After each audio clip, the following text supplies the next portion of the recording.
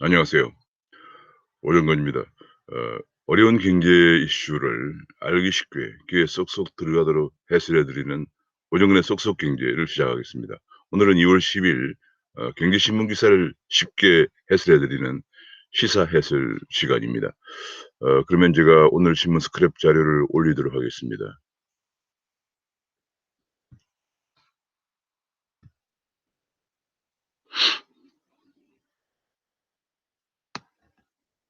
네. 귀에 쏙쏙 들어가도록 경제 기사를 쉽게 해설해 드리는 명품 시사 해설 2월 10 일자를 시작하도록 하겠습니다. 오늘 아침에 크게 신문에 인제 각 신문에 헤드라인을 장식한 것이 "비트코인으로 테슬라도 산다." 하는 것입니다.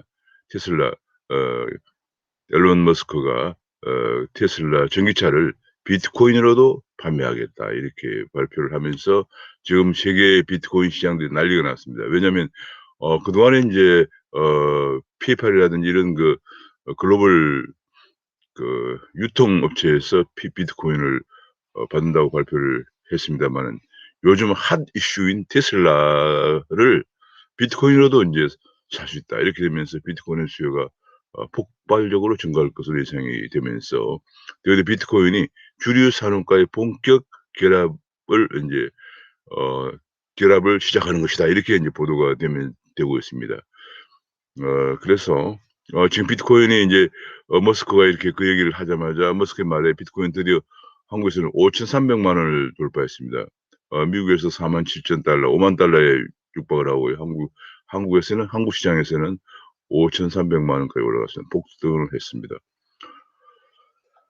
야, 그래서 비트코인 주도하는 머스크 이게 인제 한국 경제는 '달러 패권까지 흔들 것인가.' 하는 얘기를 했습니다. 그러나 아직 뭐 그 정도는 아니라고 봅니다. 앞으로 인제 사용량이 늘어나서 제도권에 정착이 될 것으로는 전망이 되지만은 지금 이제 미국의 보는 통화만 해도 미국 연방준비제도가 발행하는 미국의 중앙은행은 연방준비제도라고 합니다. 연방준비제도가 발행하는 보는 통화가 약 5조 달러 되고요. 현재 비트코인은 한 8천억 달러 정도 되기 때문에 그리고 다른 암호화폐를 다 합해도 시총이 한 1조 한 3천억에서 5천억 달러 정도 밖에 안 되기 때문에 그 외에도 뭐 유로화도 있고 뭐 엔화도 있고 많이 있습니다. 그래서 전반적으로 전 세계 아마 보는 통화를 다 합하면 한 20조 달러 정도 넘었을 것으로 보여집니다. 그래서 지금 뭐 가격이 더 올라가고 거래량이 는다 하더라도 그 한 시총이 한 1조 달러도 안 되는 비트코인이 무슨 달러 패권을 흔들거나 그렇게까지는 하지 되지는 않고요. 다만 인제 이 암호화폐를 통한 거래가 굉장히 편리하거든요. 굉장히 편리하고 신뢰성이 보장되고요. 그러기 때문에 그다음에 불가역적이 한 번 하면은 거래가 번복이 안 되는 그런 것이기 때문에 사실은 2009 년도에 2009년 1월 달에 비트코인이 발행된 이후에 지금까지 단 한 번도 비트코인 거래가 중단된 적이 없습니다. 비트코인 거래를 뒷받침하는 거래 시스템이 인제 블록체인입니다. 이 블록체인이 사실은 2009 년도에 비트코인을 발행하기 위한 시스템으로 블록체인 기술을 개발했는데 지금은 블록체인 기술이 뭐 온 사방에 다 지금 거래에서 신뢰성과 투명성을 확보를 해 주는 가장 첨단 기술이라고 해서 지금은 4차 산업혁명의 핵심적인 것이 ABCD라고 그래서 인공지능과 그다음에 블록체인 B 그다음에 인제 클라우드 데이터 이렇게 얘기하는 얘기들을 흔히들 하고 있습니다. 그만큼 블록체인이 중요한데 블록체인 자체가 비트코인을 발행하기 위해서 2009 년도에 시스템을 개발한 건데 2009 년도에 개발한 이후 지금까지 한 번도 중단된 적이 없이 잘 작동이 되고 있습니다. 사실 2009 년도에 비트코인이 나오게 된 가장 큰 이유는 2008년 9월 15 일에 리만이 파산하면서 그동안에 쭉 연구를 해 왔지만은 드디어 주말은 리만이 파산하면서 제도권 금융이 오히려 더 불안하다. 금융 위기를 주기적으로 유발시킨다. 이런 것 때문에 어 다시는 이런 비트코인 금융 위기를 주기적으로 발생시키는 이런 제도권 금융에 의존하지 않고도 우리가 금융 거래를 할 수 있는 것을 이제 창안해 낸 것이 바로 이것이죠. 그래서 인제 지금 현재 그러다가 드디어 뭐 여러 가지 쭉 논란이 많다가 지금 드디어 인제 주요 주 주도 주요 인제 그 기업들이 사용하기 시작하면서 새로운 면모를 지도권을 정착하는 면모를 보이고 있습니다. 지금 현재 그야말로 파죽지세로 이제 가격이 올라가고 있는데 변동성이 높으니까 당국이 규제에 나설 것이다 그런 얘기를 합니다마는 변동성은 뭐 환율도 그렇고 외환 위기가 오면 엄청난 거죠. 주식시장도 그렇고 뭐 모든 게 다 금융이라고 하는 것은 변동성이 있게 마련입니다. 어느 정도 있느냐가 문제죠.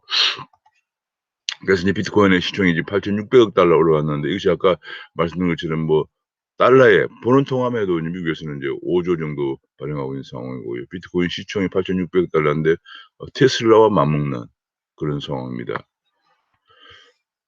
지금 이제 애플도 암호화폐에 뛰어들 것이다라고 얘기합니다. 그 애플도 그러니까 앞으로 거래를 애플의 거래를 암호화폐로 한다 인제 그런 얘기죠. 지금 페이스북은 일찌감치 페이스북 자체가 개발한 리브라라고 하는 암호화폐를 통해서 거래하겠다고 했는데 미국에서 제재를 가하고 있는 상황입니다. 상당히 국회 청문회도 열렸고요. 왜냐하면 리브라는 세계 20억 인구가 페이스북을 사용하고 있기 때문에 만약 페이스북이 개발한 리브라가 페이스북 거래에 사용된다고 하면은 글로벌 통화에 정말 큰 충격을 줄 그런 우려가 있다. 이래서 지금 글로벌 금융시장의 충격이 흔들리는 충격이 어 없느냐 괜찮으냐 그런 걸 좀 검토를 더 해야 한다 뭐 그런 주장들이 나오면서 조금 연기되고 있는 상황입니다. 그래서 지금 현재 테슬라, 애플, 뭐 페이스북 이런 등등이 인제 드디어 암호화폐를 사용하게 되면은 암호화폐의 그 커다란 지각 변동이 있을 것으로 보여집니다. 드디어 인제 제도권에 편입되면서 새로운 먹거리로 뜬다 하는 것이 인제 나와 있고요. 한국에서도 25일 날 내달 25 일에 특검법이 시행이 됐답니다. 특검법이라는 게 인제 이런 그 암호화폐를 포함한 암호화폐를 또는 다른 말로 인제 가상자산이라고 하는데 가상화폐라고 하는데 가상화폐를 포함해서 여러 가상자산들이 거래가 되는 거래를 인제 합법화시키는 지금까지 거래소가 사실은 우리나라에서 암호화폐를 또는 이제 가상화폐를 법적으로 인정을 하지를 않았기 때문에 이 거래하는 거래소를 정말 얼토당토않게 다른 나라에서는 굉장히 발전돼 있는데 우리나라에서는 단순히 통신 판매업자로 간주를 했어요. 그 통신 판매업자라는 건 전국에 뭐 수천 개가 있습니다. 통신 판매업자가 젊은 우리 여성들이 무슨 뭐 아니 뭘 만들어 가지고 앱을 만들어서 판매하는 것도 통신 판매업자거든요. 그러니까 수천 개 있는 통신 판매업자 중에서 그것도 단순히 그냥 만 몇만 원만 주면은 구청에서 등록하면 되는 거니까.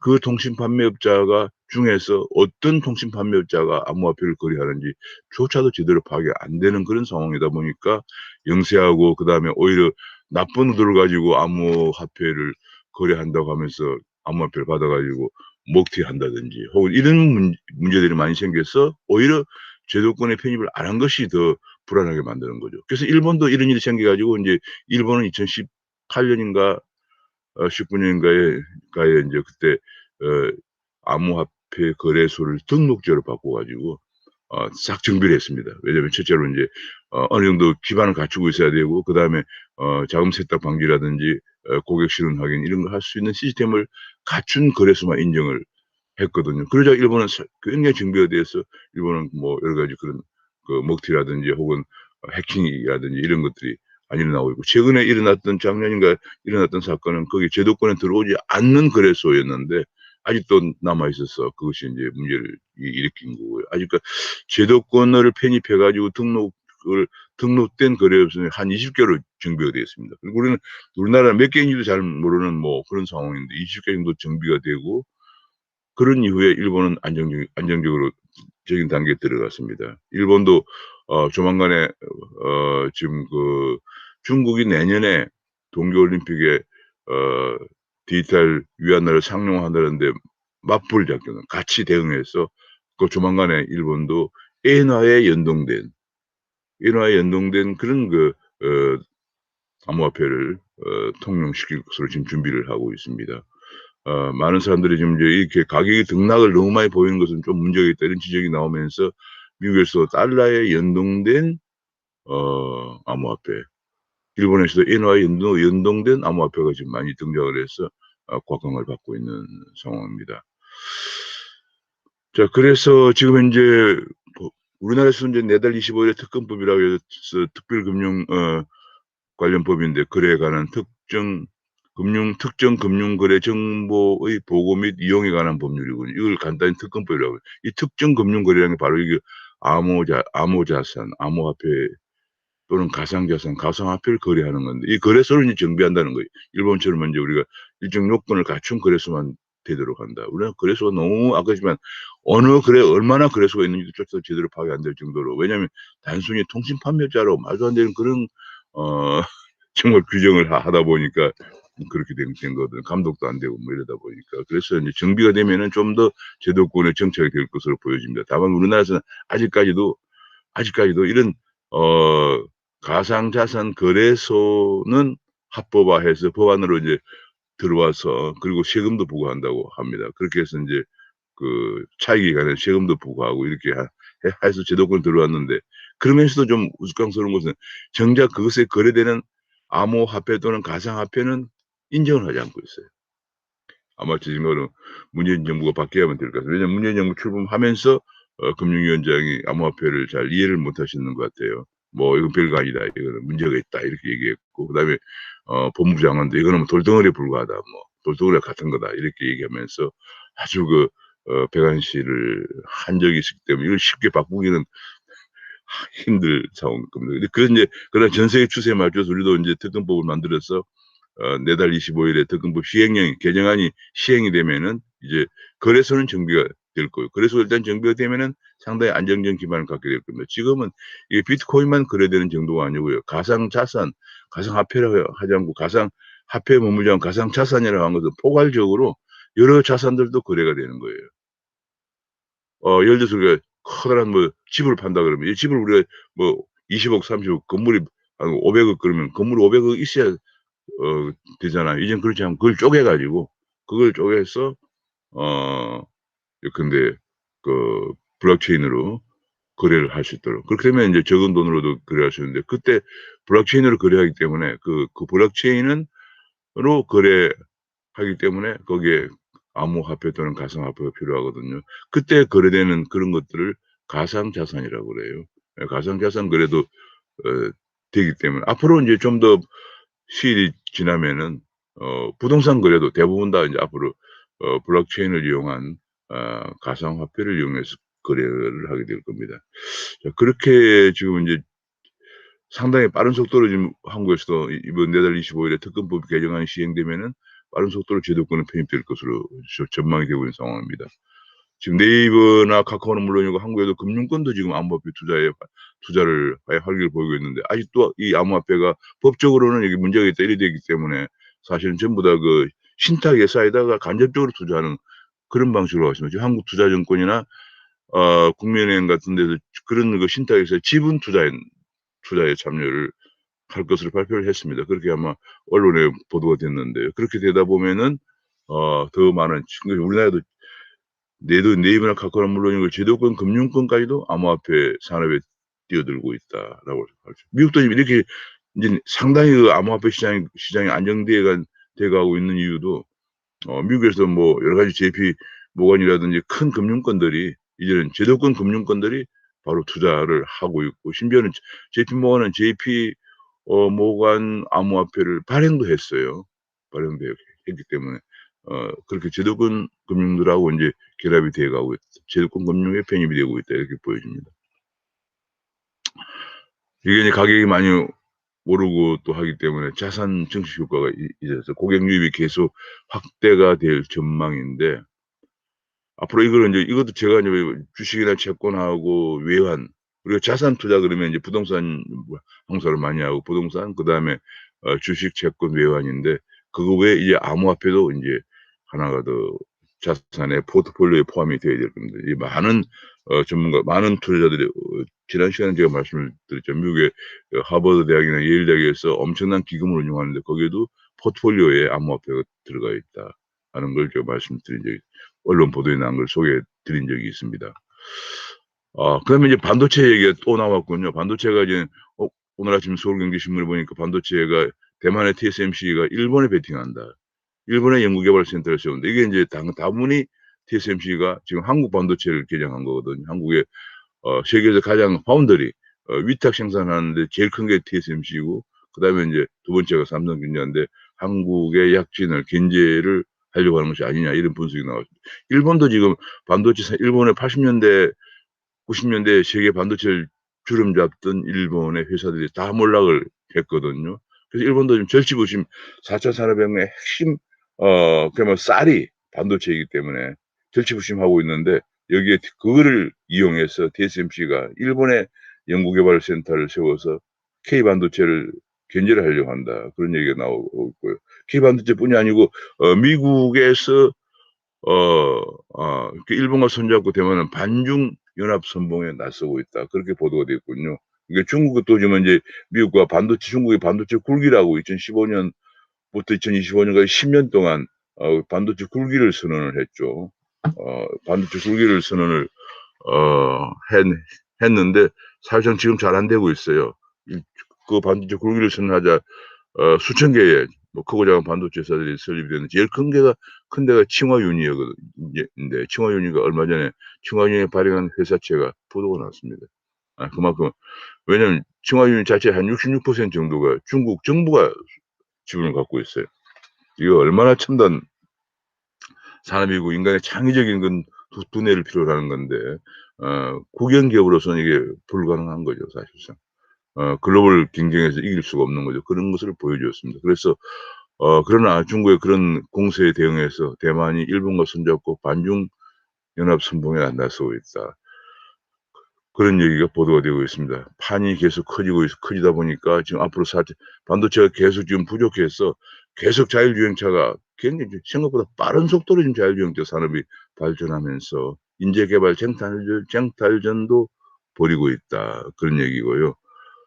지금 한국에서 삼성전자가 42개 분야의 인력을 채용 중이고 SK하이닉스도 D램 설계 인력을 선발하고 있고 그다음에 뭐 TSMC나 미국의 마이크론도 인력을 충원하고 있다.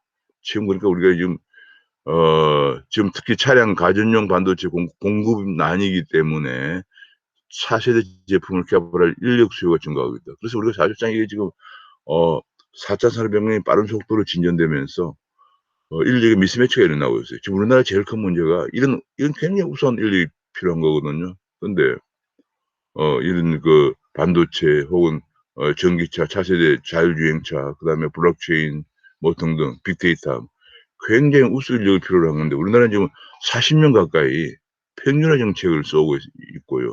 뭐 그나마 있던 외고나 뭐 등등 어 사립고도 다 폐지하고요. 너무 평준화 정책만 가다 보니까 우리의 젊은 사람들의 학력 수준이 자꾸 떨어져 가지고요. 우리나라가 가장 자랑했던 게 우리나라는 인재밖에 없습니다. 자원도 없고 아무것도 없고요.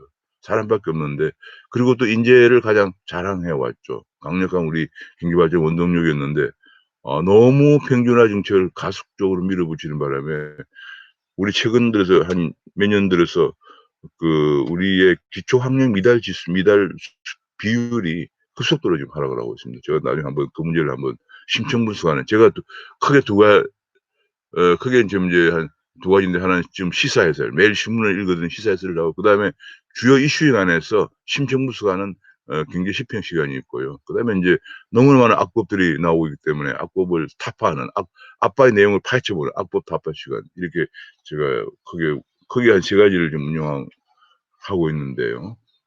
지금 현재 다음에 한번 그런 기초 학력 미달되고 있는 정말 큰 문제, 인재 양성의 인력 개발의 문제에 대해서 한번 어 심층 분석하는 경제 시평 시간에 한번 다루도록 하겠습니다. 그랬으면 이게 인력에 지금 큰 문제가 되고 있습니다. 사실 우리나라 대기업들 제가 사장들하고도 면담도 해 봤는데 우리나라 인류대학을 나온 이공계에 나와도 최첨단 기술 파트에 발령을 내기 힘들다. 최첨단 기술 파트는 외국에서 공부한 사람들 또 외국인들 직접 채용하고 지금 제가 블록체인을 하는 사람들하고 얘기해 보니까 블록체인을 실제 설계하고 하는데 많은 사람들이 외국인 전문가들이 많이 있다. 그런 얘기예요. 그리고 우리나라에서 인류대학을 나온 사람은 그런 법령기술 파트에 배치를 하는데 법령기술 파트는 한 몇 년 지나면 쓸모가 없어지니까 법령교수 파트에 있던 사람들은 영업 파트로 갔다가 조기에 퇴직하게 되는 거죠. 그런 문제가 있어서 이런 인재 개발 쟁탈전을 뒷받침할 수 있는 우리나라 인력 개발, 수월성 교육이 굉장히 중요한 편입니다. 지금 근데 수월성 교육만 하면 그러면 공부 못한 사람 어떡하냐 하는데 뭐 그런 사람들대로 또 이제 수요하는 데가 있고요. 또 경제 사회적 차원에서 대책을 마련해야 되는 것이지 전체를 그냥 그 학력 수준을 낮추는 그런 방향으로 가서는 안 된다는 거죠. 지금 4차 산업혁명은 쉽게 얘기하면 그냥 우수한 인재들이 이끌어가는 거거든요. 그래서 흔히들 그런 말을 했습니다. 한 사람의 수재가 20만 명을 먹여 살린다. 뭐 그런 얘기 있습니다. 그런 모토로 고등학교를 세웠던 게 민족사관고등학교인데, 민족사관고등학교도 지금, 자율형 사립학교 폐지 방침에서 이미 폐지가 됐습니다. 아마 일반 그 고등학교로 전환을 했을 거예요. 너무 안타까운 일입니다. 우리 그런 인재 육성을 위해서 쭉 해오던 거 다 지금, 정말 삼성이 세웠던 중동고도 아마 일반 고등학교 전환을 했나 아마 그럴 거예요. 정말 안타깝습니다. 왜 그런 것들을 다 참 부정하는 것인지 정말. 자, 그리고 또 이제 세금 문제가 나왔네요. 세금이 작년에 국세가 8조 원 줄었다. 국세 수입이 이제 2019년에 293조 원이었는데 286조 원으로 8조 원 줄었다 이렇게 나왔습니다. 특히 그중에서 법인세가 17조 원 줄었다는 거예요. 세금을 법인세를 엄청 올렸죠. 엄청 미국보다 많이 올려 법인세 최고 세율을 35%까지 올렸어요. 미국이 31%인데. 미국은 31%였는데 25%로 낮췄죠. 전 세계가 다 낮추는데, 전 세계 주요국들이 다 낮추는데 한국하고 뭐 서너 나라 정도만 올렸어요. 이 법인세를 올렸는데 세수는 17조가 줄어들었습니다. 이거는 레이건 대통령 때 그 법인세를 크게 낮추면서 나왔던 얘기 중 하나가 래퍼 커브라고 그래서 아서 래퍼라고 하는 경제학자가 주장한 건데요. 세율이 어느 정도 올라가면 세금이 더 거치지만 더 크게 올라가면 오히려 세금이 줄어든다. 그래서 이게 종 모양으로 된 곡선. 이제 수직축이 이제 세율이고 이쪽이 그 수축이 세수고요. 그다음 수평축이 이제 세율인데 세율이 올라갈수록 세수가 늘어나다가 다시 줄어든다. 그것이 래퍼 커브인데 우리나라가 지금 래퍼 커브가 적용되고 있는 것이 아닌가 싶습니다. 세금을 많이 올리면 기업들이 기업 생산 활동을 줄이거나 해외에 나가기 때문에 세금이 오히려 덜 거친다. 지금 이제 그런 상황이 발생하고 있는 것 같습니다. 그런데 이제 그걸 메꿔주는 게 뭐냐? 이 법인세가 17조 원이나 줄어드는데도 그걸 메꿔서 8조밖에 줄지 않게 한 게 뭐냐? 바로 부동산 세금입니다. 엄청난 부동산 세금을 양도세가 47% 증가하고 종부세가 35% 증가해서 실패한 부동산 정책이 오히려 세수를 더 늘리는. 저는 그래서 가끔 생각을 해봤습니다. 부동산 정책을 왜 이렇게 가져갈까 생각을 해봤는데 제가 생각했던 것 중에 하나가 아마도 세금을 거두려고 그런 것이 아니냐 생각까지도 개인적으로는 해보게 되었습니다. 법인세는 쪼그라들고 부동산세가 확 늘었다 그런 얘기고요. 그러다 보니까 이제 제가 지난 시간에 한번 말씀드렸던 악의입이 우리나라에 그대로 적용되고 있다. 세출은 느는데 세수는 줄고 있다. 그런 얘기예요. 정말 큰 문제입니다. 이래 되면은 결국 뭐가 되느냐? 빚만 늘어나는 거죠. 재정 적자도 지금 엄청 늘어나요. 작년 재정 적자가 110억 10조에 달했어요. 우리나라 GDP가 약 한 7,800조 원 정도 되기 때문에 110조면 이게 말이죠. 그 15%, 2, 3%가 넘어서는군요. GDP 대비. 엄청납니다. 보통 3%가 넘어서면 위험하다고 하는데 도대체 문재인 정부 들어서 가지고 2018년도를 저점으로 해서 계속 재정 적자가 증가하고 있군요. 그러면서 부채도 증가하고 부채 증가해서 저는 내년이 아니고 금년에 아마 1,000조 원에 도달할 거예요. 그리고 9년 후에 2,000조 원 된다 그러는데 뭐 미래 세대가 어떻게 감당을 할 것인가 하는 그런 큰 문제가 지금 사설에서 오늘도 계속 지적을 하고 있습니다. 마이동풍입니다. 듣질 않습니다. 드디어 전월세 금지법도 만든다고 그래요. 정말 이거 실거주 의무 기간을 부여한답니다. 그 이내는 분양가 상한제가 적용되는 아파트에 들어갈 때는 예를 들면 공공택지의 아파트는 5년 동안, 민간 택지 아파트 최장 3년간은 본인이 들어가 살아야 된다는 거예요. 그러니까 그 기간 동안 공공택지에 들어서는 신축 아파트는 5 년, 민간 택지에 들어가는 아파트 3 년은 이것이 전세도 전세도 놓지 못하고 본인이 들어가 살아야 된다. 그러니까 쉽게 얘기하면 내 돈 100% 갖고 있는 사람만 집을 사라는 얘기죠. 집장만 하기 더 힘들어지죠. 보통 사람들이 정말 맨손으로 출발을 합니다, 젊었을 때. 그러다가 인제 월세에 있다가 전세로 있다가 그 전세가 왜 중요하냐면 좀 돈이 적어도 내 집에서 사는 거죠. 그러다가 비록 전세지만 그러다가 더 모아서 내 집을 사기도 하는데 갑자기 살려면 돈이 너무 많이 드니까 일단은 처음에는 전세를 안고 사기도 합니다. 이걸 뭐 갭 투자라고 그래 가지고 나쁘게 투자로만 봅니다. 집을 장만하기 위한 그런 사다리로는 보지 않습니다. 도무지 저는 뭐 전혀 이해를 할 수가 없어요. 왜냐하면 저도 인제 그런 식으로 조금씩 모아서 지금 나이까지 퇴직하고 나니까 겨우 집 한 채 장만이 되는데 만약 그런 게 아니었으면 집 장만이 힘들었을 거예요. 지금 모든 사람이 집 장만하는 사다리를 붕괴시키고 있어요. 그러니까 인제 전월세를 금지하고 5 년간 본인이 들어와서 살아야 한다 그러면 전세를 이용해서 집을 살 수도 없는 거죠. 그러면 내 돈이 100% 있어야 되는데 참 그렇게 집 사기는 정말 힘듭니다. 또 한 가지는 전월세 금지한 전월세 물량이 적어들어서 전월세 값이 더 오르겠죠. 더 오르면은 전월세 서울 시내에서 전월세를 못 구한 사람들은 저 외곽으로 나가는 전월세 난민이 또 더 증가할 생각 모양입니다. 이거는 어떻게 그냥 시행 그냥 하면 되는 건지 국토부에서 바로 그냥 시행한다고 얘기를 했어요. 야 이거 정말 이거 뭐 완전히 지금 뭐 19 일부터 이달 19 일부터 시행한다고 합니다. 이거 뭐 참 부동산 산으로 가는 부동산 정책 어디로 튈지 정말 알 수도 없는 정책입니다. 또 한 가지 금융 쪽은 또 "민간 금융회사가 정부 금융기관이냐?" 뭐 이런 기사가 조선일보에 떴습니다. 왜냐면 뭐 지금 뭐 금융 안정을 위해서 여러 가지 뭐 코로나 대출도 안정도 요구하고 코로나 대출도 요구하고 지금 현재 116조 는 만기까지 연장해 주고 있고 1,500 억의 이자도 지금 연기해 주거나 안 받고 있고 뭐 이런 상황입니다. 사실 굉장히 지금 금융회사들의 순이익이 얼마다 그러면 순이익이 지금 작년에 비해서 사 어 그 축소됐거든요. 줄어들고 있고 흔히들 금융회사의 건전성을 얘기할 때 ROE를 얘기하는데 ROE는 한 몇 년 전만 하더라도 한 보통 8-9% 였는데 ROE는 자기 자본에 대해서 인제 이익이죠. 근데 지금 한 6%대로 떨어졌습니다. 금융회사의 회사가 대외적으로 건전성이 훼손되면 신용 평가가 떨어지고요. 그러다면 우리나라의 외국인들이 우리나라에 투자를 안 하게 되겠죠. 지금 또 그런데도 거꾸로 연체율은 하락을 해요. 왜냐하면 지금 이게 착시 가려져 있는 거예요. 왜냐하면 지금 인제 앞에 보신 것처럼 115조 원 정도 116조 원 정도의 만기 원금 같은 거 그다음에 이자도 못 내고 있는 이런 것도 당연히 부실이죠. 근데 그걸 정상 여신으로 분류하고 있단 말이에요. 그러니까 이게 지금 여신 분류 자체가 지금 문제예요. 이 믿을 수가 없는 분류가 지금 하면서 연체율은 떨어지고 있다. 우리나라 금융에서는 아직 건전하다. 뭐 이런 얘기를 하고 있는데 이것이 인제 현실화되면은 이제 부실 예고안이 되는 거죠. 우리가 1997년 엄청난 파장을 몰고 왔던 금융위기가 왜 왔습니까? 그거는 금융에서 부실을 은폐하고 있었기 때문에 그래요.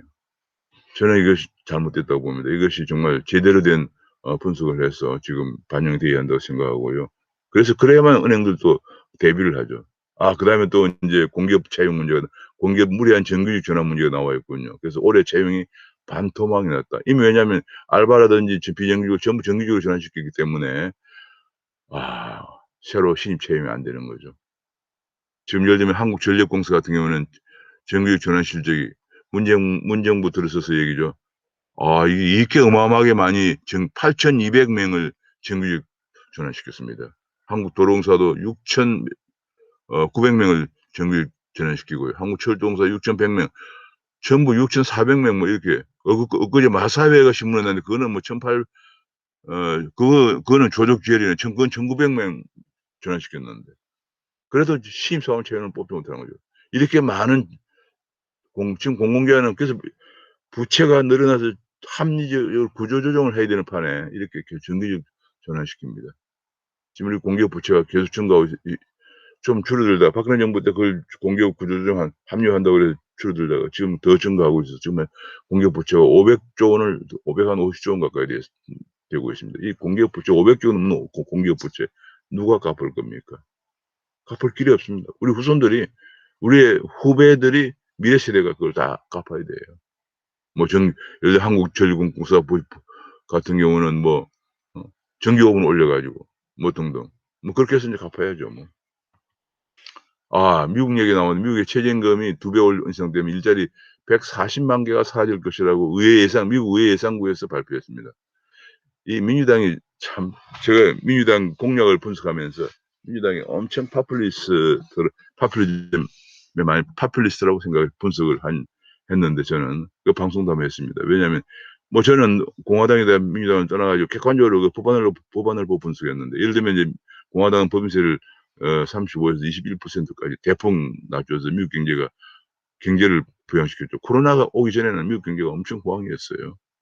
그래서 다우존 지수 30,000까지 올라갔었죠. 그랬는데 민주당 바이든의 공약을 제가 읽어보고 깜짝 놀란 게 법인세를 올리고 다음에 더 무서운 게 현재 미국의 최저임금이 시간당 7.25달러예요. 한국보다 적어요. 7.25달러면 한 8,000원 정도 되죠. 한국은 10,000원이 넘거든요. 또 그것도 포괄 범위도 미국은 상여금이다, 후생복리비 다 포함한 거예요. 우리는 그거 다 빼버리고 10,000원이 넘거든요.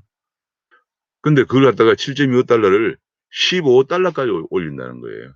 그러면 이게 저도 벌써 이게 엄청난 충격이 오겠다. 우리나라가 벌써 최저임금 때문에 지금 엄청난 실업자가 양산된 거 우리가 알고 있잖아요. 자영업은 휘청거리고요.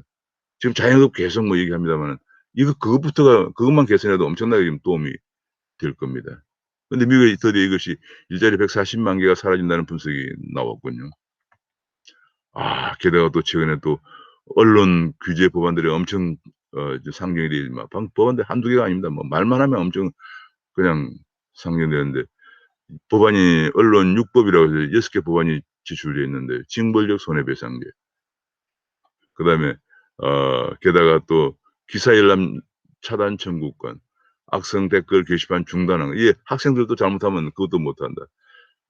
지금 민주화 운동했다고 해서 학생 게시판에 댓글 달아 가지고 게시판을 아예 그냥 점령하면서 민주화 운동을 해온 사람들이 왜 이렇게 지금 이런 걸 다 없애려고 하는지 모르겠습니다. 그래서 민행사 이중 징벌에 3배 배상을 하는 이런 것은 전 세계에서 유례가 없는 언론에 족쇄를 채우려고 하는 것이다라는 것이 나오고 조금 전에 긴급 뉴스가 하나 떴군요. 속보가 떴는데 산업부 직원이 실토를 했는데 "월성 경제성 조작은 배공규가 지시했다."라고 산업부 직원이 실토를 했습니다. 아 지금도 인제 자동차 산업 문제군요. 한국 공장의 경쟁력 갖추라 하는 것을 르노그룹 부회장이 지시했다고 합니다. 이게 도대체가 안 되면은 경쟁성이 없다. 그래서 르노 삼성과 스페인 공장을 비교를 했는데 시간당 인건비, 차 한 대당 세금 등등을 비교를 했거든요. 지금 이게 말이죠. 어 지금 한국 공장을 100 으로 했을 때 스페인 공장은 인건비가 62 밖에 안 되는군요. 실제 우리나라 자동차 금속 노조인데 인건비가 현재 미국보다도 높고 일본, 독일보다도 높습니다. 그러면서 생산성은 거의 절반이에요. 보통 시간당 자동차 한 대 생산하는데 시간이 얼마나 걸리냐 이런 걸로 측정을 하는데 자동차 대개 부품을 조립하는 거거든, 조립 라인에서. 근데 생산성은 거의 한 절반 쪼끔 넘나 뭐 그런 정도 수준인데 한 생산한 절반이 한 60-70% 되겠군요. 그런데 인건비는 오히려 우리가 더 높습니다. 그래서 우리나라 자동차 산업이 경쟁력이 없는 거예요. 자꾸 하락하는데 지금 그중에서 특히 중소 자동차 회사들 르노라든지 혹은 GM이라든지 쌍용 이런 것들이 좀 중소 3 사가 지금 큰 문제인데 드디어 인제 16년 만에 최대 적자인데 또 파업을 한다고 하니 노조의 최후 통첩을 했다고 합니다. 쌍용차 한국 GM도 풍전등화 위기에 몰려 있습니다. 지금 쌍용차는 지금 뭐 월급도 제때 못 주는데 출구가 없습니다. 살 사람이 없어요. 드디어 미국에서 국채 금리가 올라가고 있는 게 보도가 됐네요. 국채 금리 올라가면서 어 경기 회복 기대감 때문에 이렇게 올라간다는 얘기예요. 자, 경기 회복이 되면 어떤 일들이 생깁니까? 유가도 올라가고 여기 뭐 유가도 올라가고 그다음에 다우지수 올라가고 그다음에 금리도 올라가고 어제 제가 보도해 드린 것처럼 각종 원자재 가격이 올라갑니다. 이것이 경기의 선행지수입니다. 경기의 선행에서 가기 때문에 우리가 인제 앞으로 원자재 시장 같은 데 투자를 하고 싶어 하는 사람들은 항상 경기를 먼저 보고 경기보다 먼저 가야 됩니다. 그러면 이제 예를 들면 한국 같으면 경기를 볼 때는 경기 종합지수라는 걸 보는데 동행지수는 경기와 같이 가는 거죠. 그런데 선행지수가 한 6개월 정도 먼저 갑니다. 그런 걸 보면서 원자재 시장을 좀 투자를 검토해 보는 것도 바람직한 방향 중에 하나입니다. 게임사. 우리나라 게임 산업이 참 정말 세계에서 발군의 실력을 보이고 있는데 넥슨이 우리나라 게임사 중에 매출 3 조를 돌파했다고 합니다. 대단합니다. 2020년에 3 조를 돌파하고요. 영업이익이 1 조를 돌파했습니다. 넥슨. 이 넥슨의 김정주 회장이 얼마 전에 암호화폐 거래소 빗썸을 지금 매수하려고 타진하고 있다는 얘기가 나왔습니다. 빗썸이 매물로 나왔는데요. 카카오도 매출 4 조를 시들렸다. 야, 지금 게임도 3조 시대, 카카오도 4조 시들렸다. 이게 다 지금 게임, 카카오 전부 다 이 모바일폰, 스마트폰에서 사업을 하는 플랫폼 사업자들이죠. 플랫폼 사업자들. 이게 바야흐로 4차 산업혁명은 플랫폼 혁명이다 이렇게 얘기가 되겠습니다. 그리고 앞으로 광고 플랫폼도 곧 나갈 거다. 그다음에 KT도 KT 플랫폼 사업으로 이제 나간다. 앞으로 네이버, 카카오와 경쟁해서 이길 자신 있다. 이렇게 KT 대표가 발표를 했습니다. 이게 모든 게 지금 플랫폼 시대로 가고 있는 것이죠. 플랫폼 혁명 시대로 가고 있습니다. 삼성전자는 주가가 지금 현재 거의 10만 전자라고 그래서 10만 원을 바라보고 있는데 앞으로 혹시 과거에처럼 폭락할 것이 아니냐. 뭐 하락할 가능성은 없느냐 이런 얘기 나오는데요. 아마도 이번엔 다르다 하는 분석이 나와 있습니다. 계속 이렇게 매출과 이익이 증가하고 있기 때문에 이번엔 다를 것이다. 그런 얘기를 하고 있고요.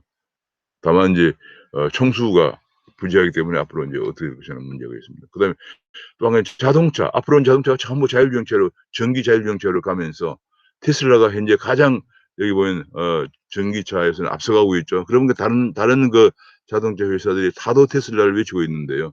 자동차 회사뿐이 아니고 지금 IT 회사들 애플, 구글 그다음에 중국의 바이두, 알리바바, 일본의 소니가 IT 회사들이 전기차에 뛰어들고 있습니다. 앞으로 전기 자율주행차는 전부 다 이 일종의 전장차라고 해서 전자 장비죠.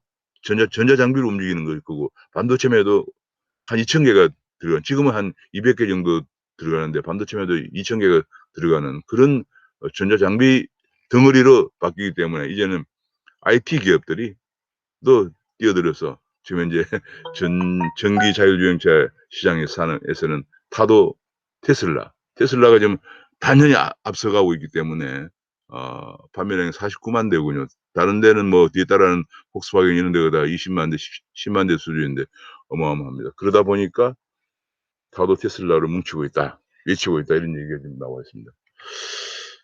그 앞으로 전기차가 계속 폭발적으로 증가하면은 이제 유망한 게 배터리죠. 전기 배터리. 근데 전기 배터리에 들어가는 동박이라고 있습니다. 전기 배터리에. 동박은 2차 전지의 집합체인데 집전체인데 이 동박 시장도 굉장히 주목할 필요가 있다.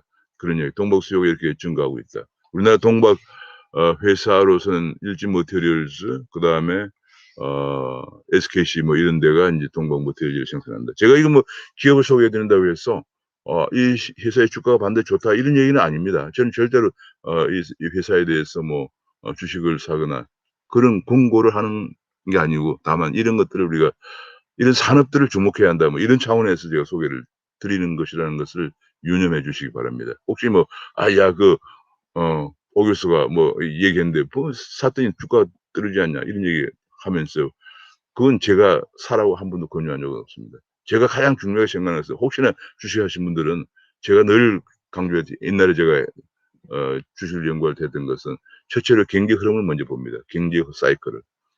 그다음에 그 경기 사이클에 부응하는 산업을 고려 봐야 됩니다. 어느 산업이 좋은 거 지금 같으면 예컨대 플랫폼 산업이다 혹은 전기차다 뭐 이런 거. 그 산업 중에서 어느 기업이 좋은가를 또 봅니다. 그다음에 그 기업에 들어가서 저는 재무제표를 한 3-4년 걸 훑어보고 심지어 CEO들의 경영진의 도덕성 이런 것도 검토한 다음에 어느 회사를 고르잖아요. 고르고 나면은 그다음에 사이클을 봅니다. 주가 사이클, 어느 시점에 들어가느냐. 이렇게 이 정도는 검토를 해야 되는 것이 다만 제가 여기서 짧은 시간에 신문에 난 거 소개해 드린 것 신문에 난 것을 그냥 이렇게 이런 부분이 이런 회사들이 있다는 소개해 드리는 정도고 투자는 개인의 책임에 의해서 진행해야 됩니다. 그다음에 인제 그러다 보니까 테슬라 전기차 부품을 생산하는 이런 회사들에 대한 러브콜이 테슬라의 러브콜이 있다는 보도도 나왔습니다. 앞으로 자율주행차의 서울 로보틱스도 소개가 됐습니다. 왜냐하면 AI 서울 로보틱스가 라이다라고 해서 인제 자율주행차는 그 자동차 지붕에 이게 눈이 달려 있죠. 돌아가면서 인제 전부 센서로 다 파악하는 건데 그 라이더가 자율주행차의 핵심이죠. 눈이죠. 그걸 생산하는 우리나라 서울 로보틱스에서 생산한다고 합니다. 그리고 마지막으로 지금 인제 AI 로보 어드바이저라고 그러죠. 로보 어드바이저 AI를 이용한 투자가 작년에 한 1조 원 몰렸는데 얼마 전 보도에 의하면 로보 어드바이저 투자가 사람이 하는 투자 자문을 받아서 하는 것보다 수익을 더 냈다 이런 보도까지 나왔습니다. 2월 10일 날 신문 기사를 쉽게 해설해 드리는 시사 해설 오늘 여기서 마치겠습니다. 감사합니다.